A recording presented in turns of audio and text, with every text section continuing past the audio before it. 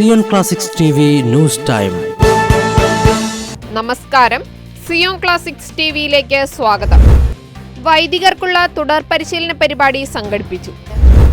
Zero Malabar സഭയുടെ clergy കമ്മീഷന്റെ നേതൃത്വത്തിൽ എല്ലാ രൂപതകളിൽ നിന്നുമുള്ള യുവ വൈദികർക്ക് സഭാ ആസ്ഥാനമായ കാക്കനാട് മൗണ്ട് സെന്റ് തോമസിൽ വച്ച് ദശദിന പരിശീലന പരിപാടി സംഘടിപ്പിച്ചു. Major archbishop Mar Raphael Thattil സമ്മേളനം ഉദ്ഘാടനം ചെയ്ത് സംസാരിച്ചു.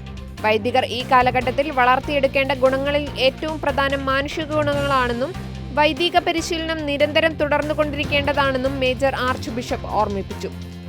വൈദ്യർക്കു വേണ്ടിയുള്ള commission chairman Mar Tony Neelankavil, curia bishop Mar Sebastian Vaniyapurackal, chancellor റവറൽ ഡോക്ടർ എബ്രഹാം കാവിൽ പുരയിടത്തിൽ, വൈദ്യർക്കു വേണ്ടിയുള്ള കമ്മീഷൻ സെക്രട്ടറി റവറൽ ഡോക്ടർ ടോം ഓലിക്കരോഡ് എന്നിവരും സംസാരിച്ചു. അജപാലന ദൈവശാസ്ത്രം, മനഃശാസ്ത്രം, ആരാധനക്രമം, സഭാനിയമം, ബൈബിൾ വ്യാഖ്യാനം, കമ്മ്യൂണിക്കേറ്റീവ് സ്കിൽസ്, യൂത്ത് ആനിമേഷൻ തുടങ്ങിയ വിഷയങ്ങളെ അടിസ്ഥാനമാക്കി വിദഗ്ധർ നയിച്ച ക്ലാസുകളും വർക്ക്ഷോപ്പുകളും ഈ ദശദിന പരിശീലന പരിപാടിയുടെ പ്രത്യേകതയായിരുന്നു. കൂടുതൽ ക്രിസ്തീയ വാർത്തകൾക്കായി ഈ ചാനൽ മറക്കാതെ സബ്സ്ക്രൈബ് ചെയ്യുക.